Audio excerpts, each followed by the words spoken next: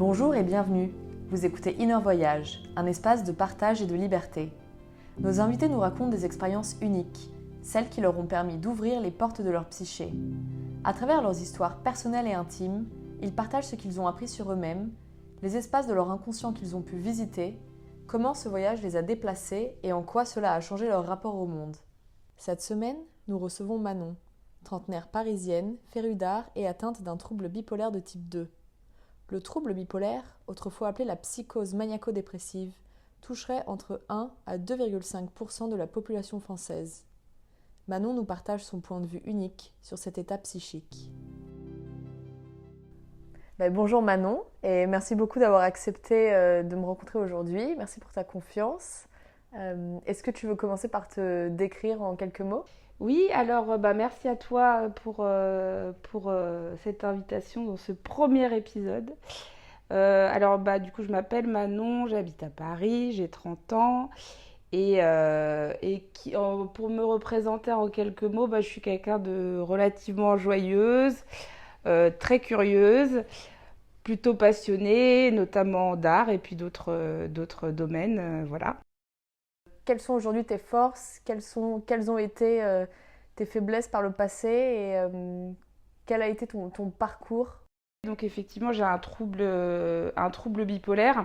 Donc forcément, ça a beaucoup joué sur l'organisation de ma vie dès le démarrage du trouble, mais en réalité, ça commence assez tôt. Et jusqu'à la stabilisation, pour résumer de manière assez simple ce qu'est le trouble bipolaire, en fait, c'est un dysfonctionnement au niveau de la partie émotionnelle du cerveau, donc amygdale et hippocampe, où il va y avoir une surproduction de sérotonine et de dopamine. Et par moment, cette surproduction, elle déclenche des états, on va dire, d'euphorie intense, parce que ça se voit, c'est visible, c'est pas simplement un coup d'hyperactivité, c'est vraiment des idées de grandeur, des idées qui peuvent aller jusqu'à de la mégalomanie, où on a le sentiment d'être quelqu'un de très très puissant, et donc d'agir comme tel. Donc c'est au moment aussi où on prend des décisions, où on peut avoir un fort esprit de conviction. Donc certains bipolaires trouvent même cette phase plutôt agréable, mais en réalité ça peut aller très très loin et ça peut être très dangereux, parce qu'il y a évidemment des drames qui se sont déroulés dans des phases maniaques chez certains bipolaires. Et puis c'est surtout qu'après cette phase-là, comme on n'a plus du tout en stock de sérotonine et de dopamine, on tombe dans ce qu'on appelle la phase dépressive. Donc là, c'est pas une dépression saisonnière, c'est vraiment une dépression qui est profonde, où on est alité et puis en général hospitalisé.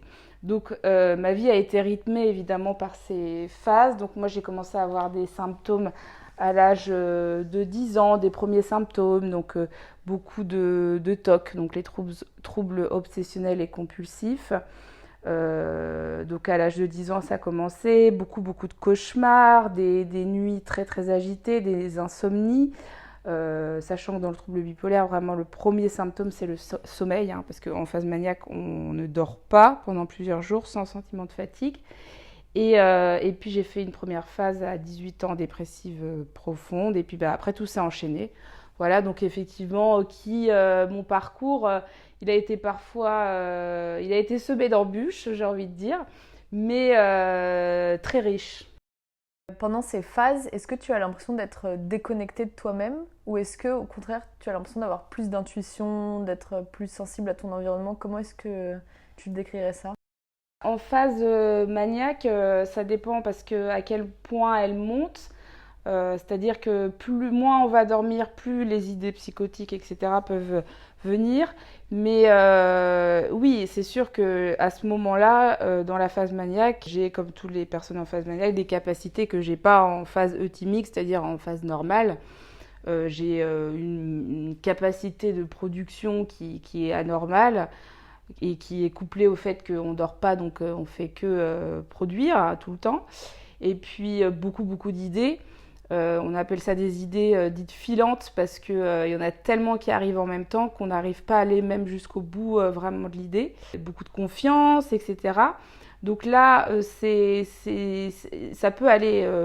Là, pour l'instant, je pense que c'est les capacités qui grandissent, mais après, on peut basculer dans une phase où là, on ne maîtrise plus rien du tout et que là, on est en déconnexion, oui, totale avec la réalité. Ça, c'est ce qu'on appelle la phase maniaque psychotique. Donc, c'est comme si on avait pris une drogue dure.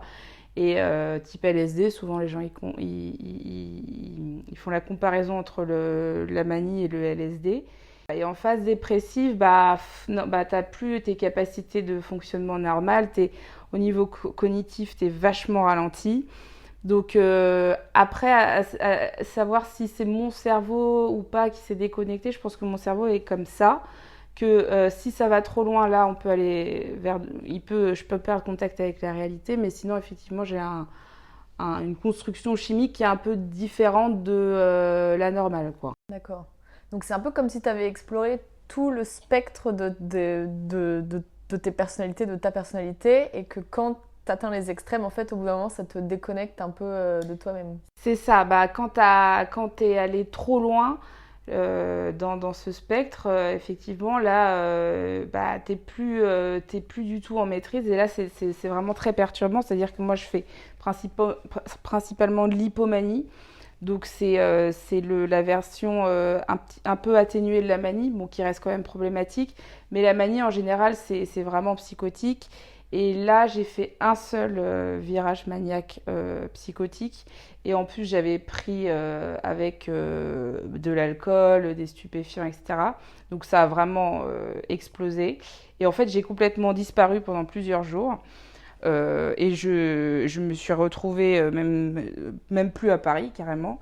Et puis, j'ai réatterri le lundi chez ma tante. Mais après, je me suis hospitalisée, mais encore aujourd'hui, je ne sais pas du tout ce qui s'est passé pendant ces plusieurs jours. Après, j'ai sur le téléphone, etc., j'ai des traces, mais par contre, j'ai beaucoup de témoignages de gens qui, en phase maniaque, par exemple, ont sauté par la fenêtre. Ça, c'est les défenestrations, c'est assez courant en phase maniaque parce que c'est pas dans un but vraiment suicidaire, même pas du tout. C'est parce que à ce moment-là, la personne pense, elle est tellement dans ses idées mégalomaniaques, elle pense qu'elle est en capacité de maîtriser les éléments, de voler, etc. Donc la fenêtre, c'est une porte pour nous, quoi. Donc j'avais un témoignage comme ça sur mon blog d'une fille qui m'avait dit qu'elle avait sauté du 5e étage en pensant qu'elle était au rez-de-chaussée, quoi. Et polytraumatisme, 1 an d'hôpital, alité pendant 1 an, rééducation après pendant des années. Enfin bon, donc ça c'est vraiment, c'est pour ça que oui, il y a quelque chose d'assez excitant dans la période maniaque que les gens recherchent parce que effectivement c'est un peu un moment où on est des surhommes, ce que j'appelle, mais ça peut très vite virer au drame. Et c'est surtout que plus la phase maniaque va être haute, plus la phase dépressive va être profonde. Donc ça vaut vraiment pas le coup. Aujourd'hui, ça fait plusieurs mois que tu es stabilisée. Oui, ça va faire bientôt 1 an là qu'on a trouvé le bon traitement. Donc il faut savoir que dans la bipolarité, déjà le temps de diagnostic est très long, en moyenne entre 7 et 10 ans. Et ensuite, il faut trouver le bon traitement, la bonne molécule qui marche avec le bon cerveau, à la bonne dose, etc. Et ça, c'est très très long. Donc moi, ça a mis 10 ans. C'est-à-dire que j'ai fait ma première phase à 18 ans. J'ai été diagnostiquée à 25 ans. Avant, on m'avait posé le diagnostic de dépressive, borderline, TDAH, et puis finalement bipolaire. Et on a trouvé le bon traitement que 4 ans plus tard. Et le fait d'avoir enchaîné ces diagnostics, comment est-ce que ça te faisait sentir? Est-ce que tu avais l'impression d'être incomprise ou est-ce que tu étais dans une quête un peu de toi-même aussi Je me rendais compte que ça allait pas. Je me rendais compte que je souffrais énormément, sans doute beaucoup plus que les autres. En tout cas, même pour aucune raison, quoi. Je pouvais me sentir très très très mal.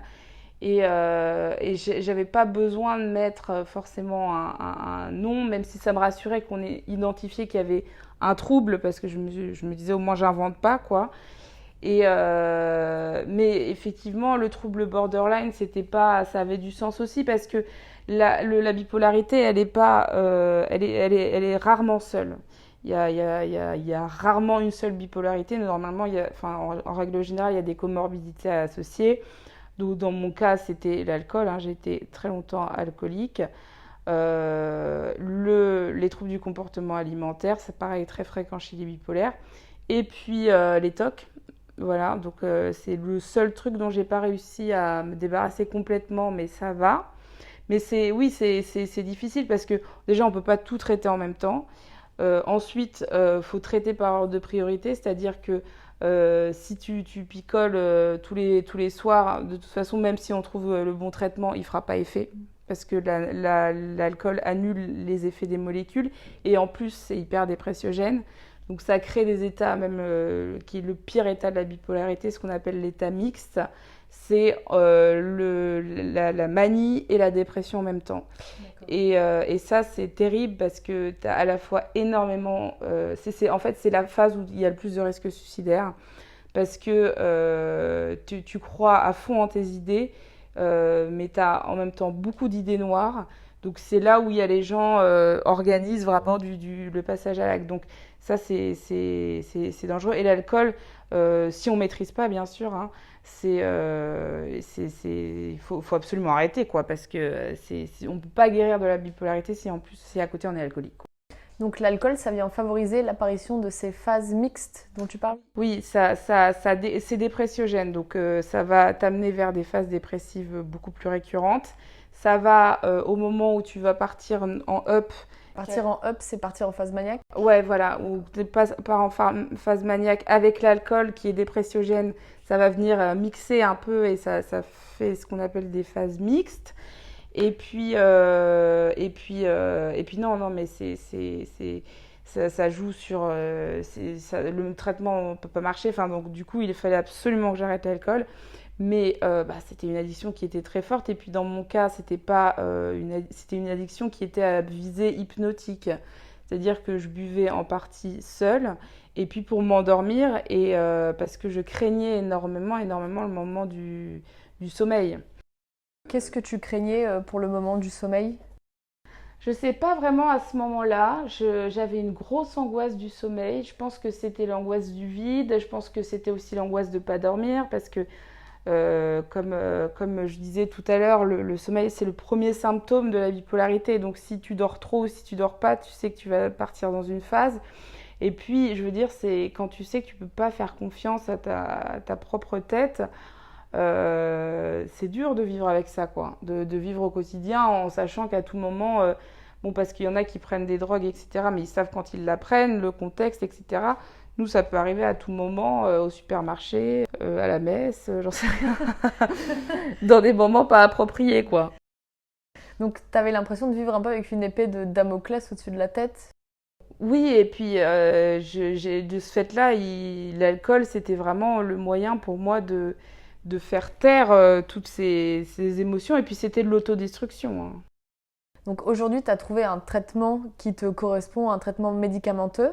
Oui. Et en plus de ça, tu as testé d'autres pratiques thérapeutiques et notamment la psychoéducation. Est-ce que tu veux nous en parler? Oui, alors moi je pense que la psychoéducation et les médicaments, c'est les deux choses les plus importantes pour guérir d'une maladie parce que la bipolarité, c'est une maladie mentale. Après, on a aussi les troubles mentaux comme le trouble borderline, le trouble schizo-affectif, le trouble autistique, TDAH, etc. Mais là, je parle de la psychoéducation pour la bipolarité, mais c'est aussi valable pour tous les autres troubles, en fait. Et est-ce que tu peux juste nous rappeler, selon toi, quelle est la différence entre un trouble et une maladie? Oui, alors un trouble, c'est une composante, en fait, de la personnalité et on peut agir dessus et l'améliorer, voire le soigner complètement. On a des borderline qui qui sont en rémission complète, qui ont modifié leur structure avec de la thérapie comportementale, etc. les maladies comme la schizophrénie et la bipolarité, ça ne se guérit pas. Donc ça se stabilise, mais ça peut repartir potentiellement. Donc il faut être quand même toujours très vigilant, même quand on est stabilisé. Alors après, il y a quand même, une fois que tu es stabilisé, il y a peu de chances que ça reparte, mais ça arrive quand même, hein, ça arrive. Donc voilà la différence. Mais dans tous les cas, la psychoéducation, c'est vraiment essentiel, je pense, pour s'en sortir. Et c'est tout simplement le fait de connaître d'abord son cerveau, comment son cerveau fonctionne chimiquement, même de façon assez scientifique, mais puis après de manière émotionnelle, réactionnelle, etc. Et puis quels facteurs influencent nos émotions, etc. Et puis connaître la maladie ou le trouble et puis les mettre en perspective. Donc c'est pour ça que maintenant j'ai développé une expertise sur la bipolarité parce que ça fait 10 ans. Oui, ça fait 10 ans que je fais énormément de recherches. Je suis à jour sur tout ce qui se passe parce que quand tu commences à apprendre à connaître ton cerveau, tu apprends aussi à agir dessus. Et là, il peut se passer des choses assez incroyables. Le pouvoir qu'on a sur notre propre cerveau, moi j'y crois vraiment. Alors je ne pense pas qu'on peut complètement changer parce qu'il y a aussi des neurotransmetteurs qui fonctionnent plus ou moins bien, des liaisons effectivement qui sont déjà là. Mais je pense quand même qu'on on a une capacité à agir et puis à modifier nos schémas de pensée et par des actions mentales et puis évidemment par d'autres choses comme la nourriture, l'art par exemple. Moi ça me donne de la sérotonine, donc c'est pour ça que j'y vais souvent parce que ça me permet de stimuler mon stock de sérotonine pour éviter la dépression, etc.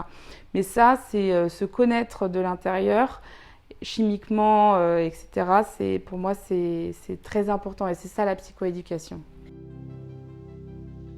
Et du coup, dans le cadre de la psychoéducation, tu es guidée par un thérapeute ou comment est-ce que tu as été introduite à cette pratique et comment est-ce que tu la pratiques?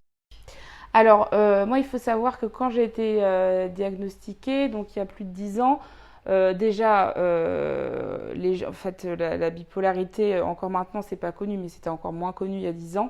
C'est-à-dire qu'on on entend souvent le mot bipolaire, mais moi, c'est arrivé que très rarement que je tombe sur des personnes qui savaient ce que c'était. Et puis souvent les définitions qu'on m'a données, c'est très éloigné de ce qu'est la bipolarité en réalité. Donc non, moi je me suis renseignée toute seule. J'ai commencé par suivre des gens donc plutôt au Canada parce qu'en France on est un peu dans les choux niveau psychiatrie. Et puis après des articles, des youtubeurs que je suivais, des livres. Bon, j'ai commencé par le DSM. Après, j'en ai acheté plein d'autres. Après, j'ai aussi travaillé avec des thérapeutes, des docteurs à qui je posais beaucoup de questions. J'ai participé à des études sur la bipolarité, donc ça me permettait aussi de savoir les dernières choses qui allaient sortir. Puis plus récemment, donc impliquée dans une structure Upstage qui permet de proposer un parcours de soins pour les malades psychiques qui soit adapté, parce que c'est pas du tout le cas aujourd'hui en France. Et puis tout ça fait qu'effectivement, ça fait partie de la psychoéducation. D'accord. C'est de l'éducation psychologique sur soi-même et puis sur comment fonctionnent nos troubles. D'accord. Et est-ce que tu avais certaines peurs avant de te lancer dans l'étude de ton cerveau? Est-ce que tu avais peur de ce que tu allais découvrir? Ou est-ce que tu avais des idées préconçues sur toi et ta manière de fonctionner? Moi, je savais qu'il y a un truc qui était pas normal, en tout cas que les autres autour de moi n'avaient pas. Donc, j'avais pas peur de ce que j'allais découvrir parce que j'avais besoin de savoir. En fait, moi, je suis quelqu'un qui a vraiment besoin de savoir. Après, oui, forcément, à un moment donné, tu mets une croix sur le fait que tu seras la petite nana bien comme il faut. Qui passe partout, que les gens voilà, acceptent quoi qu'il arrive. Ça, c'est sûr, surtout quand tu commences à assumer ta maladie. Les gens, ça fait peur. Les gens ont peur des maladies mentales. pour des raisons qui sont principalement de l'ignorance, hein, de la mauvaise éducation, mais c'est pas la faute des gens, c'est la faute aussi de la société, aussi tout ce qui est toutes les œuvres cinématographiques qui montrent des maladies psychiatriques qui ne sont pas du tout ce qu'est le quotidien en réalité des malades avec cette maladie. Je pense notamment à la schizophrénie qui est quand même extrêmement stigmatisée. Moi, j'en connais plusieurs des gens schizophrènes et c'est terrible pour eux. C'est terrible parce qu'on les condamne complètement. Ils sont condamnés. Tant qu'il n'y a pas cette déstigmatisation qui sera faite, ils pourront jamais espérer de vivre à peu près normalement. Ils se feront rejeter. Et même, j'avais un témoignage là d'une jeune fille qui me disait que même à l'hôpital psychiatrique, les gens ne voulaient pas vraiment échanger avec elle du fait qu'elle était schizophrène. Donc, c'est pour ça que moi, je suis vraiment... ça m'énerve, voilà, même si je sais que c'est pas volontaire, mais quand les gens emploient à tort et à travers les noms des maladies mentales, parce que c'est comme ça qu'on participe, ça fait des effets boule de neige. Et puis, dès que quelqu'un est dangereux, ça va être un schizo. Dès que quelqu'un a un saut d'humeur, ça va être un bipolaire. Alors qu'il y a une vraie douleur derrière. Il y a une vraie maladie qui fait qu'on ne peut pas vivre normalement, qu'on est obligé de s'adapter, d'adapter tout notre quotidien, hein, même après la stabilité, quoi. Du coup, la psychoéducation, ça permet aussi de changer le regard de la société sur les maladies ou les troubles que les personnes de notre entourage ont, mais aussi peut-être l'image que nous, on a de nous-mêmes et de notre cerveau. Oui, parce que exactement. Et puis, c'est sûr qu'en plus de ça, on verra, il y a très souvent des malades avec des maladies ou des troubles qui sont diagnostiqués, même certains depuis plusieurs années, mais quand tu leur demandes d'expliquer, ils ne savent pas te dire exactement ce que c'est. Et donc, les gens sont mal renseignés. Donc ça, là, c'est pour ça que c'est vraiment intéressant de juste aller chercher sur Internet, d'aller sur une source fiable, parce qu'il y a quand même encore beaucoup de bêtises, et puis de se renseigner, parce que ça peut arriver à tout le monde, et ça peut arriver à nos enfants, ça peut arriver à nos proches. Personne n'est à l'abri d'une dépression, d'un burn-out, d'un trouble anxieux généralisé, d'un choc post-traumatique, et j'en oublie. Ça peut à un moment donné concerner tout le monde et il faut mieux savoir ce que c'est avant effectivement d'être concerné vraiment par le problème, quoi.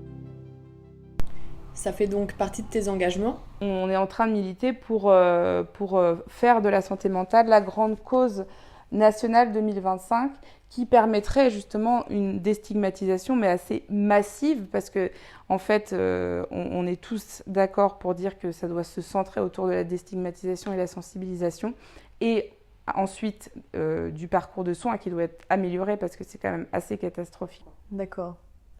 Et est-ce que dans ton parcours il y a un événement ou un élément déclencheur d'un changement sur la façon dont tu te perçois, sur la façon dont tu vis au quotidien ? Je pense que mon plus gros déclencheur, c'était l'année dernière, à ma dernière hospitalisation. En fait, là, j'étais vraiment dans un cycle où je passais ma vie à l'hôpital parce que je restais 2-3 semaines, je ressortais, ils me libéraient, une semaine après, je replongeais, phase haute, phase basse, alcool plus, c'était vraiment la cata, je ne m'en sortais pas et en plus, je suis quelqu'un qui ne demande pas d'aide facilement, donc je vivais vraiment ça seule. Et mes proches étaient en fait informés, souvent quand j'étais à l'hôpital, quoi. Et cette dernière hospitalisation, en fait, la crise avait été très très grosse, donc il m'avait complètement assommée avec des neuroleptiques, justement, antipsychotiques, anxiolytiques, la totale, plus mon traitement de base. Et en fait, j'ai été très très très très maigre parce que j'avais perdu beaucoup de poids. Et en fait, là, j'avoue que mes proches, quand ils venaient me voir, moi, je captais pas, mais vraiment, ils pleuraient, quoi. Alors, même des gens ma mère qui pleure jamais et qui a l'habitude de me voir à l'hôpital, d'autres amis, etc. Enfin, des gens qui sont venus. Enfin, j'ai mon meilleur ami qui est venu de l'étranger pour me voir juste une après-midi. Donc là, j'ai senti qu'il y avait un truc qui se passait. Et je pense qu'en fait, les médecins avaient dû dire, on va la garder, etc. Mais il faut qu'elle se reprenne parce que parce que là, ça va pas. Et puis les analyses étaient très mauvaises parce que je tenais même pas debout tellement j'étais maigre, quoi.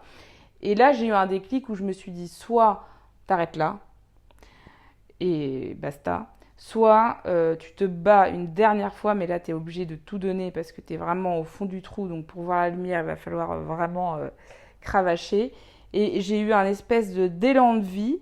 Et après, ça a été extraordinaire parce que tout s'est mis en place.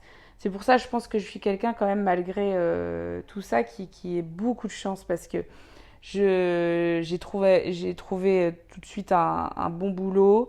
J'ai trouvé, enfin, j'ai tout reconstruit parce que j'ai tout reconstruit vraiment, vie sociale, vie professionnelle. Et puis aujourd'hui, ça va très bien, quoi. Et cet élan de vie, comment est-ce que tu l'as senti dans ton corps, dans ton cœur? Comment est-ce que tu le décrirais? En fait, à ce moment-là, je me souviens pas parce que je pense que j'étais en autopilotage. Mais par contre, ce que je me rends compte, c'est qu'aujourd'hui, j'ai vraiment des émotions qui sont très très fortes. Mais pas des mes émotions comme la colère ou la... Mais c'est surtout des émotions de gratitude. Et quand ça arrive, ça peut m'arriver à n'importe quel moment. Tout d'un coup, j'ai un puissant sentiment de gratitude. Et ouais, je le sens vraiment dans mon corps, dans mon cœur, enfin vraiment de l'intérieur. Et j'ai même l'impression que ça me dépasse et qu'il y a des gens qui peuvent le voir. Enfin, des fois, j'ai des pensées comme ça parce que ouais, j'ai des sentiments très très forts pour mes amis, pour ma famille. J'ai envie d'aider.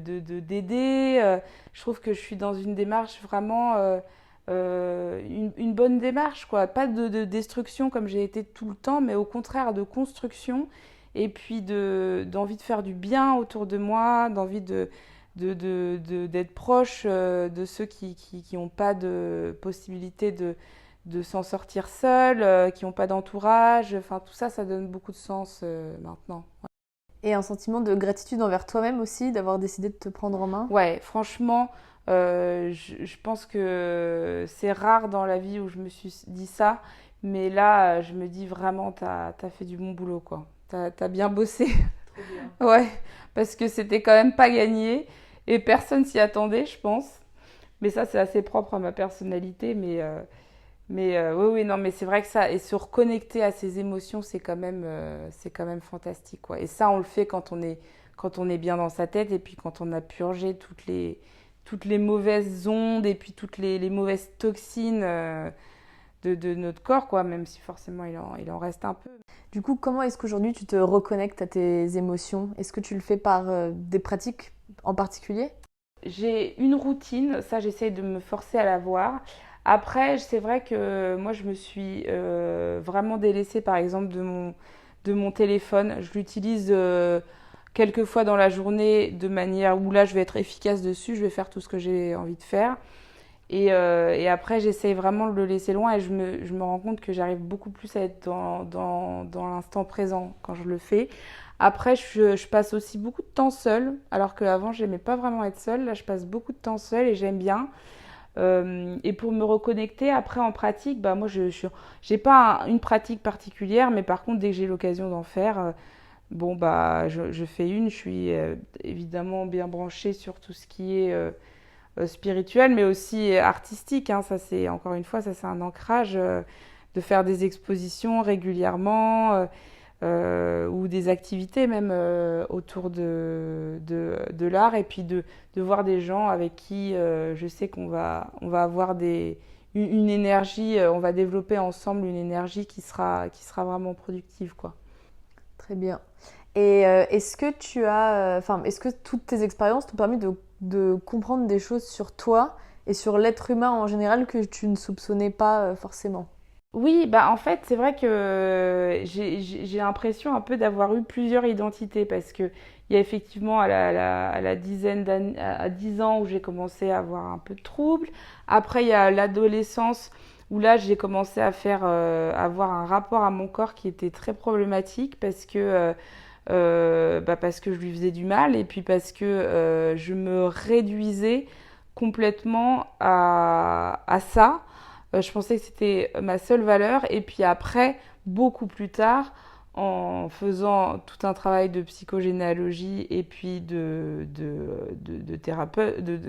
thérapie, parce que quand je n'étais pas stabilisée en tant que bipolaire, c'était impossible de faire une thérapie parce que j'étais déjà pas la même personne selon les phases. Et ben, j'ai trouvé un sens en fait à ça, parce qu'il y a eu une période effectivement de mes 15 à mes 20-25 ans. Donc je suis toujours été très décomplexée vis-à-vis de mon corps, etc. Mais là, c'était vraiment problématique. Ça me mettait en danger en plus. Donc là, j'avais ce truc-là. Après, bah oui, en fait, j'ai l'impression vraiment d'avoir eu différentes facettes dans ma vie. D'avoir goûté à plein de milieux qui sont différents. Aujourd'hui, ce qui est sûr, c'est que je ne veux plus, dû à mon parcours, c'est sûr, porter un masque, jouer des rôles, devoir être comme si pour faire plaisir à temps. J'estime que tant que je fais du mal à personne et que mes actions sont bienveillantes, j'ai le droit de les faire, j'ai le droit de dire les choses. C'est vrai que certaines personnes, ça peut parfois surprendre parce qu'ils ont, notamment ceux qui vont être, je parle au boulot par exemple, qui sont à des niveaux hiérarchiques plus au-dessus. J'ai arrêté de porter des masques et de jouer des rôles qui étaient en fait pour moi très anxiogènes. Et puis, il y a un côté très libérateur d'être soi-même. Alors, c'est jamais 100%, mais quand on s'y approche, c'est vraiment, tu es en communion avec toi, en fait. Du coup, ce que tu dis, c'est que tu as réussi à arrêter de te voir comme juste un corps, et notamment un corps de femme. Et je pense que dans la société, on joue forcément un rôle quand on a un corps de femme et jeune d'autant plus. Et arrêter de porter des masques vis-à-vis de qui tu es vraiment et ce que tu traverses. J'ai soigné cet énorme mal-être parce que le fond de tout, même avant la bipolarité et tout le reste, c'était un énorme mal-être, parce que d'ailleurs les maladies psychiatriques, il y a une part de génétique, mais c'est un épigénétique qui se déclenche ou non en fonction en général d'un événement traumatique. Et en fait, moi je vivais avec cet événement notamment, sans savoir ce que c'était, etc. Et je ne pouvais pas être bien pour moi, pour ma personnalité avant.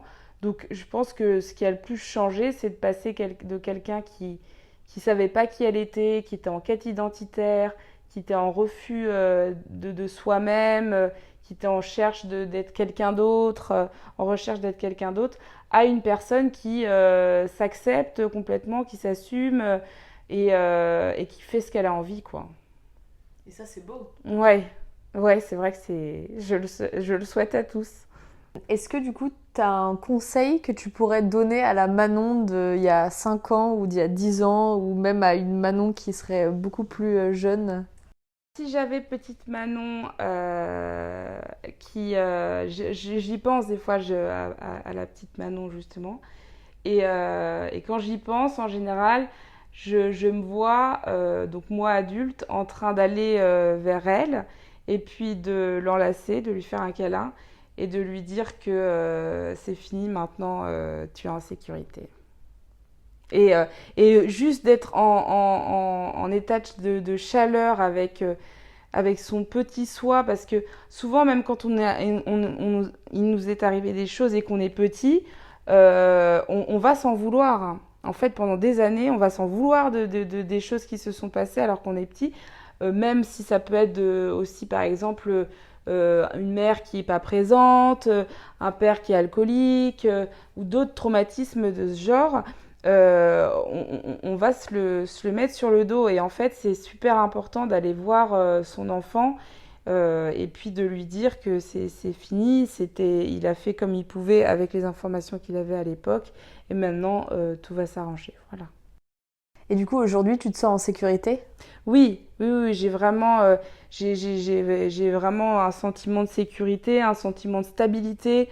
Je me sens beaucoup plus ancrée, plus forte et plus disponible pour mon entourage, dans une démarche beaucoup plus positive. Et c'est surtout que je me rends compte que là où j'étais encore il y a un an, j'allais nulle part.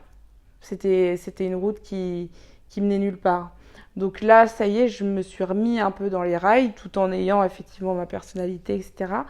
Mais là, tout prend un sens. Voilà, c'est ça. Même tout ce que j'ai vécu, je le regrette pas parce que maintenant, c'est ma force, quoi. Et tu continues en plus le travail d'exploration de toi via les rencontres que tu fais, via l'art. Donc du coup, est-ce que maintenant, tu as peur de te confiner? Je pense pas que tu aies peur, mais est-ce que parfois tu dis il y a des parts d'ombre que j'ai pas encore vues et que j'aimerais voir? Ou est-ce que là, tu as plutôt envie d'aller vers ce qui est lumineux? Ou est-ce que tu acceptes tout ce qui vient à toi? Alors là, j'avoue que je suis plutôt en quête de trucs lumineux parce que je veux plus cette part d'ombre. J'ai tellement vu que j'aimerais pas la déclencher, en tout cas par moi-même. Mais par contre, évidemment, oui. Bon, il reste hein, quand même des résidus de phase hein, quand on est stable. Hein. Donc j'ai encore alors c'est pas, ça se voit pas, je pense même pas.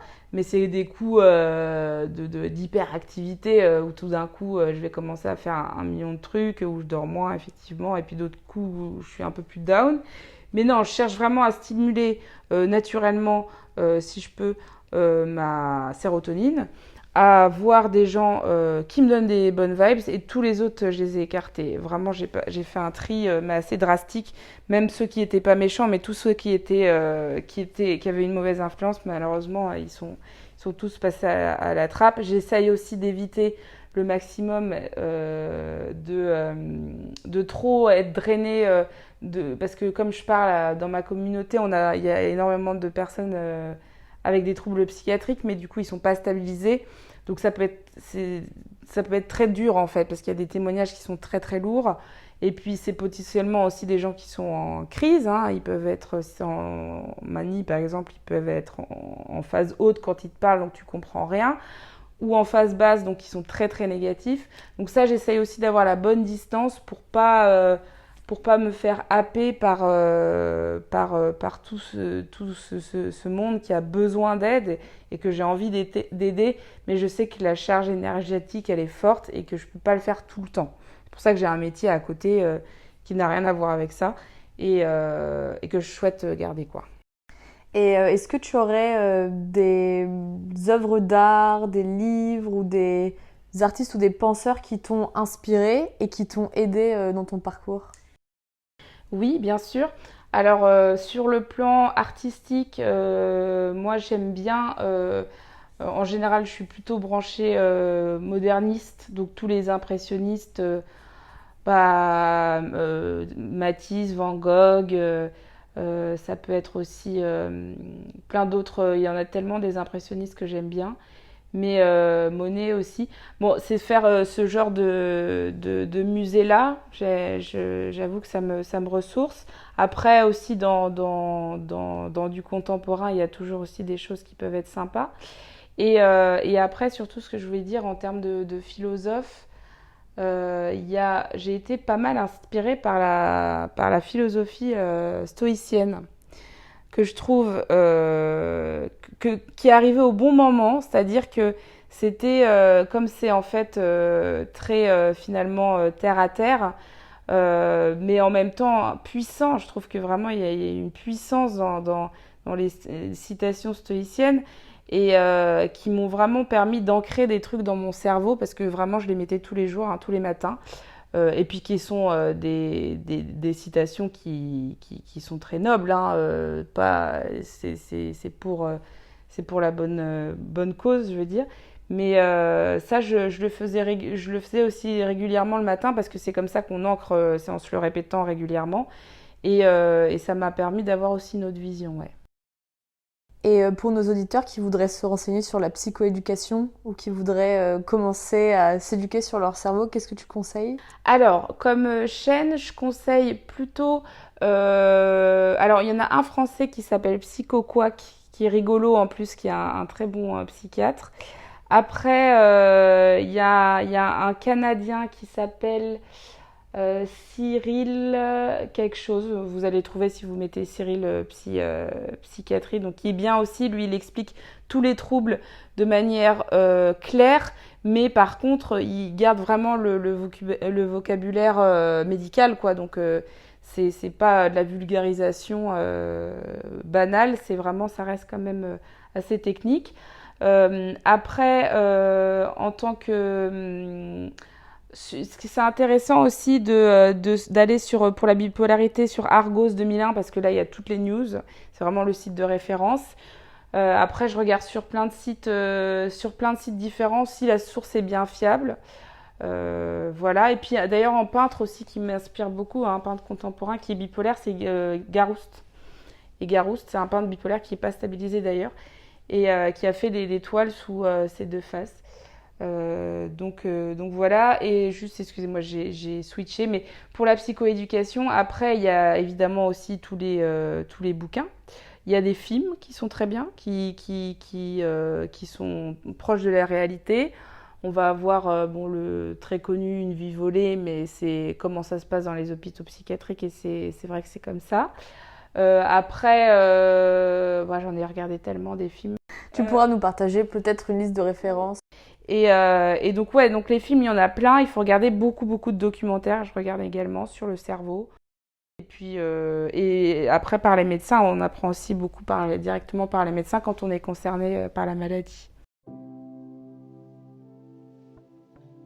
Et du coup, est-ce que nos auditeurs peuvent te retrouver quelque part en ligne? Quelle est ton actualité si tu souhaites partager? Oui, alors du coup, j'ai le Instagram de l'association qui s'appelle Étape de l'espoir sur Instagram. Et après, on a notre site internet Upstage, sur lequel, d'ailleurs, en parlant de psychoéducation, il y a tout ce qu'il faut pour s'éduquer sur la maladie mentale, dans formation.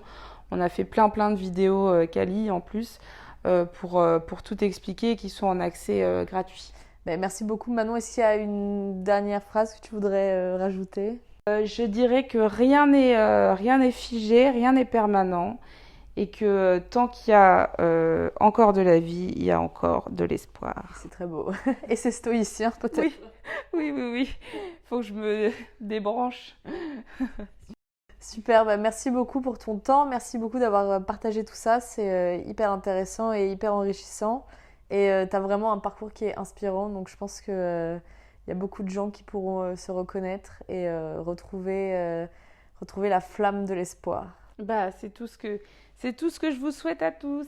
Super, merci. Au revoir. Chers auditeurs, merci d'avoir accordé de votre temps à cet épisode d'Inner Voyage aujourd'hui. J'espère qu'il vous a plu. N'hésitez pas à le partager autour de vous si le témoignage de Manon vous a touché et je vous retrouve bientôt pour un prochain épisode. À bientôt!